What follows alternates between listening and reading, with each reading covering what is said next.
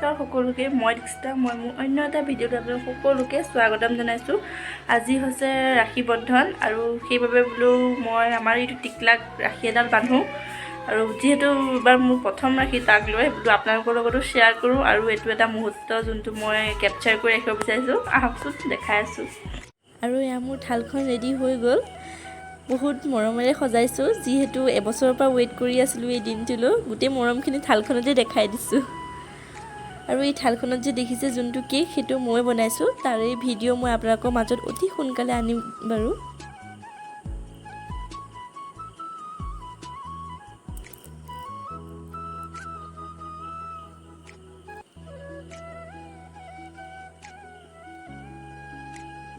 আৰু এতিয়া মই প্ৰথমতে আৰম্ভ কৰিছোঁ ফুট দিয়াৰ পৰা।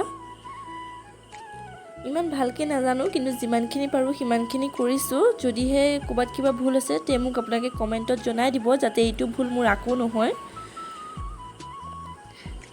আচলতে কি জানেনে, আজিৰ দিনটোলৈ এজনী বাইক বা ভনীয়েকে বহুত মৰম চেনেহ লৈ পেলাই অপেক্ষা কৰি থাকে। সেইকাৰণে মই বিচাৰোঁ কি সকলো দাদা বা মোৰ ভাইটি চবকে মই কৈছোঁ যে তোমালোকে যিমানেই দূৰত নাথাকা কিয়, যিমানেই ব্যস্ততাৰ মাজত নাথাকা কিয়, আজিৰ দিনটোৰ কাৰণে অলপ হ'লেও সময় উলিয়াবা নিজৰ বা ভণ্টিৰ কাৰণে।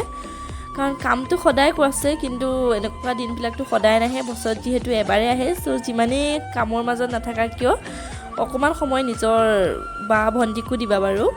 আৰু এতিয়া দেখিছেনে মোৰ ৰাখি পিন্ধোৱা হৈ গ'ল।